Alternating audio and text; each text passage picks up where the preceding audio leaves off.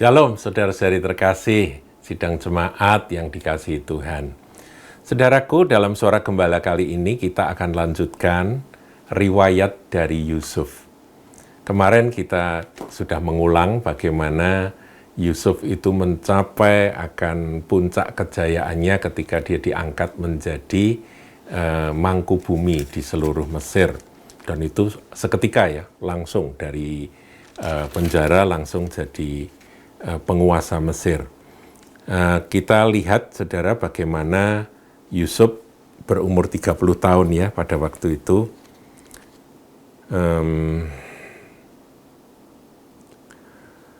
Ayat 43 dari Kejadian 41. Lalu Fir'aun menyuruh menaikkan Yusuf ke dalam keretanya yang kedua, dan berserulah orang di hadapan Yusuf, "Hormat!" Demikianlah Yusuf dilantik oleh Fir'aun menjadi kuasa atas seluruh tanah Mesir. Itu seketika. Ya, prosesnya seketika. Kemudian ayat 44, berkatalah Fir'aun kepada Yusuf, "Akulah Fir'aun.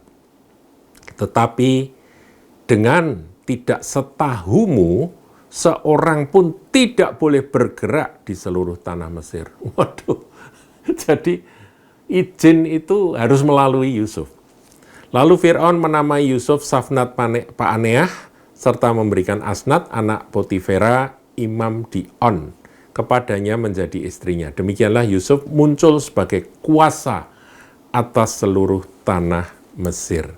Yusuf berumur 30 tahun ketika ia menghadap Fir'aun, raja Mesir itu. Maka pergilah Yusuf dari depan Fir'aun, lalu dikelilinginya seluruh tanah Mesir. Ya. Dan dia mulai bekerja, saudara ya, menimbun gandum seperti pasir di laut, itu ayat 49 ya. Sangat banyak. Nah, ayat yang ke-50, sebelum datang tahun kelaparan itu, lahirlah bagi Yusuf 2 orang anak laki-laki yang dilahirkan oleh Asnat, anak Potifera, imam di On. Yusuf memberi nama Manasye kepada anak sulungnya itu, sebab katanya, Allah telah membuat aku lupa sama sekali kepada kesukaranku dan kepada rumah bapakku.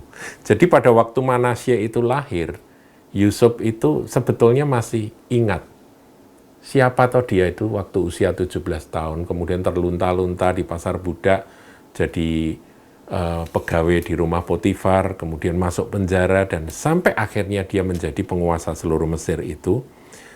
Dia sebetulnya ingat, tapi dia kasih nama anaknya itu Manasye. Allah membuat aku lupa sekali pada kesukaranku. Dia kesukaran, kesulitan itu sudah lewat, begitu maksudnya. Dan kepada rumah bapakku itu memang masih terkenang, tapi ya sudah samar-samar, saudaraku, karena begitu lama. Ini kan menjelang masa panen itu selesai, ya kan? Jadi bertahun-tahun setelah dia diangkat jadi penguasa Mesir itu. Nah, ayat 52, dan kepada anaknya yang kedua diberinya nama Efraim, sebab katanya, Allah membuat aku mendapat anak dalam negeri kesengsaraanku. Yusuf itu menyadari bahwa selama dia ada di Mesir, itu hari-hari sengsara dia. Lebih banyak sengsaranya, saudaraku ya. Dan itu tanah asing. Itu orang-orangnya juga orang yang bukan sebangsanya. Nah, dia berkata, aku dapat anak dalam negeri kesengsaraanku. Makanya dikasih nama Efraim. Nah, ayat 53, setelah lewat ke-7 tahun kelimpahan yang ada di tanah Mesir itu, mulailah datang 7 tahun kelaparan. Seperti yang telah dikatakan Yusuf, dalam segala negeri ada kelaparan, tetapi seluruh negeri Mesir ada roti. Karena sudah simpen. Nah, ini juga pelajaran, saudaraku, kalau saudara sedang kelimpahan, saudara jangan hambur-hamburkan akan berkat Tuhan itu. Sebab seperti kisah Yusuf ini, ada masa panen, ada juga masa paceklik, saudaraku. Kita harus punya akan cadangan untuk masa-masa sulit. Makanya kan Firman katakan dalam Amsal kita harus belajar seperti semut. yang rajin mengumpulkan makanan di musim panas gitu ya, supaya nanti di musim dingin punya cadangan makanan. Saudara, pelajaran-pelajaran ini praktis, tetapi kita perlu renungkan. Masa raya di mana Tuhan memberkati itu mungkin akan ada saatnya berhenti. Ya, hari-hari ini kita semua kan banyak yang prihatin karena ini masa resesi, saudaraku. Ya, kita tetap berharap bahwa masa resesi akan berlalu dan kembali kita akan dapat masa kelegaan yang dari Tuhan. Tetapi orang-orang yang pada masa-masa lalunya itu banyak memboros-boroskan akan berkat Tuhan, mereka saat ini kelimpungan, saudara.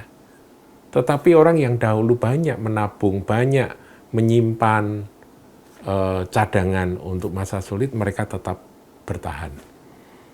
Ya, ini juga satu hikmat.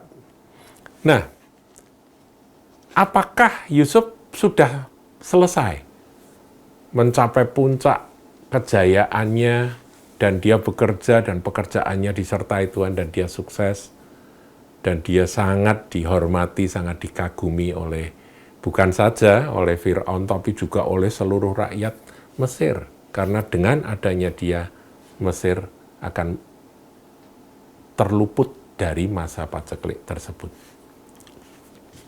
Pada masa kekeringan, masa kelaparan, di Mesir ada roti. Nah, disinilah saudaraku, rencana Tuhan sedang mulai digenapi. Nah, ketika masuk masa saudara, masa kelaparan, kita hitung-hitungan waktu ya. Yusuf 30 tahun usianya. Jadi dia sudah 13 tahun sejak dia meninggalkan negerinya, meninggalkan keluarganya. Dijual, kemudian dia sampai ke Mesir. Itu negeri sengsara itu tadi. Nah, kemudian Yusuf 13 tahun dia berdiri di hadapan Firaun, diangkat menjadi mangku bumi, menjadi penguasa Mesir. Setelah itu 7 tahun masa panen raya. Berarti 20 tahun, betul ya saudara, 13. Ini 20 tahun dia meninggalkan dan tidak ketemu dengan saudaranya, ayahnya, dan sebagainya. Adiknya juga, dia tidak ketemu. Itu sudah 20 tahun, saudara. Ini plus berapa tahun, kita tidak tahu, saudara. Mungkin 21 atau 22 tahun. Karena keluarganya mulai terdampak, jadi orang-orang di tanah Kanaan sana mulai terdampak masa kekeringan yang melanda seluruh bumi itu, masa paceklik itu tahun keberapa? Dari 7 tahun kelimpahan, kemudian tahun keberapa itu tidak disebutkan. Tapi yang jelas, sudah lewat 7 tahun itu, 7 tahun masa kelimpahan, masa panen yang luar biasa itu.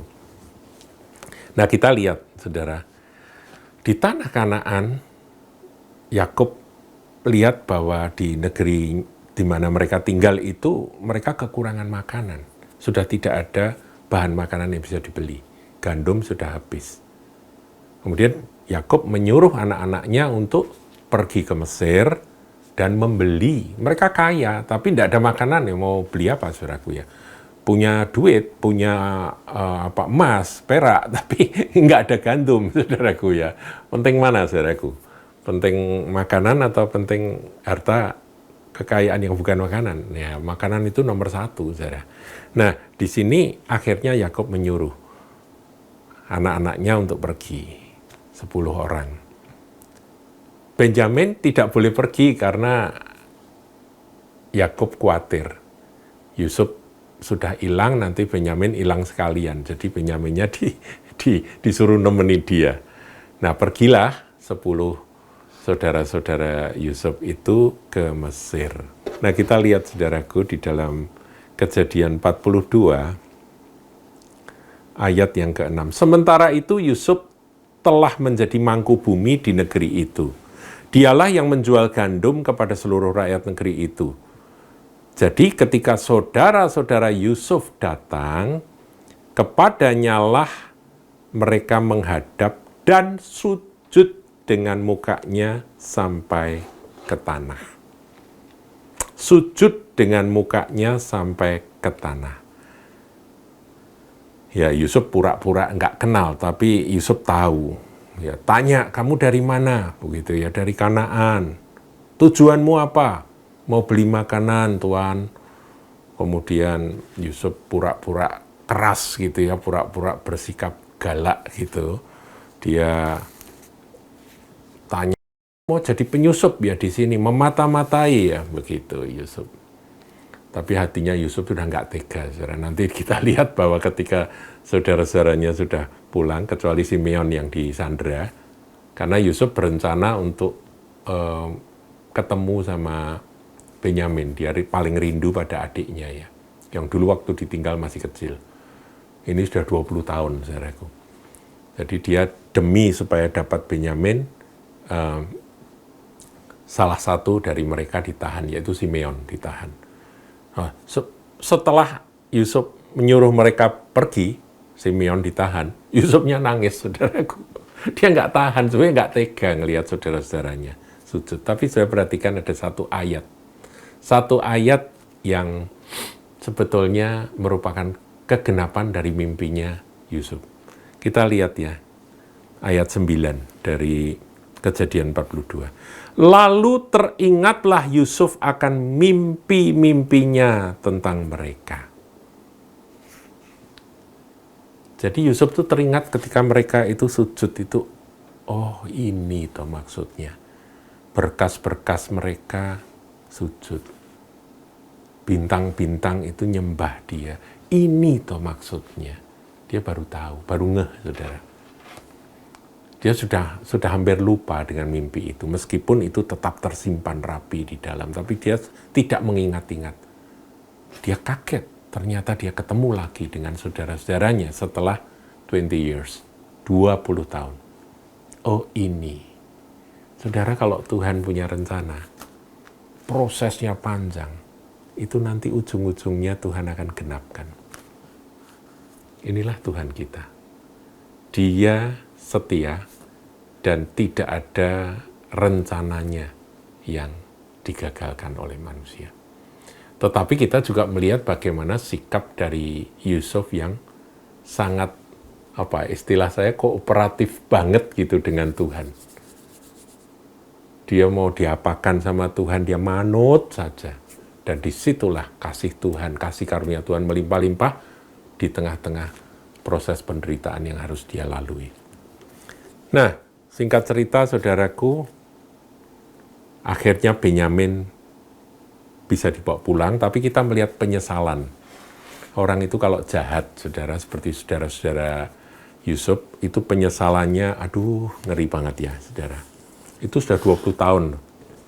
Saya nggak tahu selama 20 tahun itu mereka sering merenung, mengingat bahwa kejahatan mereka di masa muda ketika mereka menjual saudaranya ke pedagang Midian itu kayak apa gitu ya. Kita melihat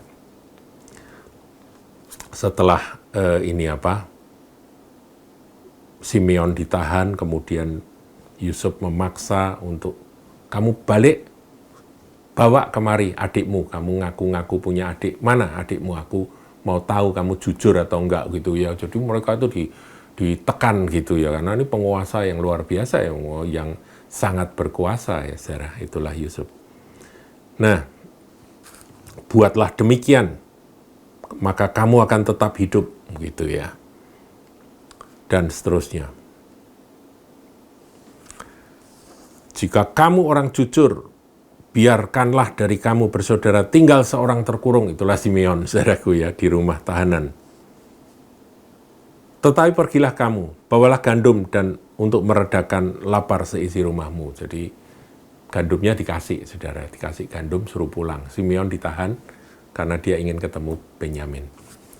Tapi saudaramu yang bungsu itu, ayat 20 ya, dari 42 itu, dari Kejadian 42. Tapi saudaramu yang bungsu itu haruslah kamu bawa kepadaku supaya perkataanmu itu ternyata benar dan kamu jangan mati. Demikianlah diperbuat mereka. Nah, ayat 21 saya ingin bacakan, saudaraku. Ini menarik.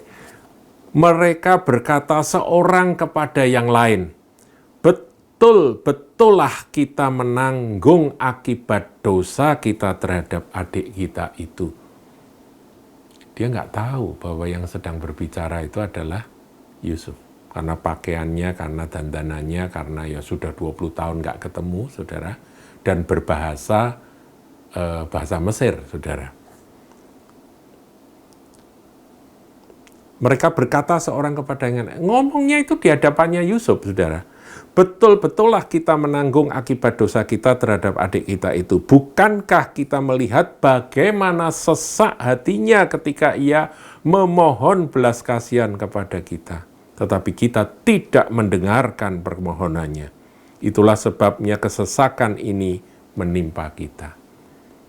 Mereka ingat ketika itu Yusuf nangis-nangis, Yusuf meratap dan mohon-mohon, "Kak, aku ini kan adikmu, kenapa engkau tega memasukkan aku ke dalam sumur ini?" Dan kemudian ketika dia mau dijual ke pedagang Midian, pedagang budak Midian, dia juga menangis-nangis. Dia bilang, "Kenapa engkau tega menjual aku?" Ketika dia dibelenggu, "Kak," dia teriak-teriak, mohon-mohon supaya jangan dijual. Tapi itu terjadi. Mereka mengeraskan hati dan sekarang mereka menyesal. Mereka teringat itu. Bukankah kita melihat bagaimana sesak hatinya ketika ia memohon belas kasihan pada kita? Tetapi kita tidak mendengarkan permohonannya. Itulah sebabnya kesesakan ini menimpa kita. Jadi mereka tahu bahwa sekarang mereka dibikin sesek karena ketakutan ya sama itu ya. Simeon ditahan, kemudian Benyamin harus dibawa, kalau enggak ya apa yang terjadi pada Simeon mereka enggak tahu. Ayat 22, lalu Ruben menjawab mereka, bukankah dahulu kukatakan kepadamu, janganlah kamu berbuat dosa terhadap anak itu.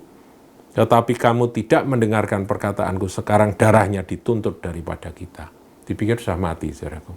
Ini hukuman buat kita semua. Memang pada waktu itu Ruben enggak setuju kalau Yusuf itu dibunuh, saudara. Yehuda juga tidak setuju kalau dibunuh. Jadi yang tidak setuju itu dua. Tapi akhirnya dijual, saudara, sebagai ganti dibunuh. Ayat 23, tetapi mereka tidak tahu bahwa Yusuf mengerti perkataan mereka sebab mereka memakai seorang juru bahasa. Jadi kan dalam mereka berkomunikasi itu pakai penterjemah kan. Nah, ketika mereka ngomong sendiri, mereka pakai bahasa Ibrani, Yusufnya ngerti semua. Ngerti semua ya. Ayat 24, maka Yusuf mengundurkan diri dari mereka lalu menangis. Ya dia tidak tahan, dia nggak tega, saudaraku. Tapi dia mengambil Simeon, disuruh belenggu di depan mereka. Kemudian Yusuf suruh gandum dimuat dan mereka suruh pulang. Uang juga dikembalikan, saudara, tidak diterima uangnya. Inilah riwayat dari Yusuf, saudaraku. Riwayatnya menarik untuk dibuat drama seri ini, saudara ya. Ini sangat menarik. Bagaimana kelanjutannya? Nanti kita akan melihat. Ya, kita akan lanjutkan di Suara Gembala berikut. Tuhan Yesus memberkati.